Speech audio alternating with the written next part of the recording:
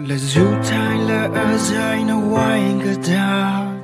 Go sun and long in a chair and now. You know, palo, you made to put chain, bleed blood, and a young the air no show now we where you thought. Never gonna own down with a thigh each on thigh. Blow in my shoulder, got a long time, yeah. You thought you pay me now.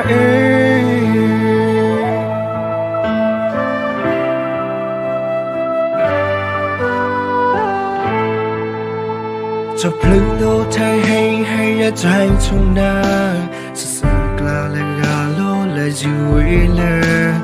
Tango get your end to town no more now. Blow your logo now. The air do not show now we where you thought. Never got a home down when the thigh told. Blow in my shoulder got a long time yeah. You thought you be me.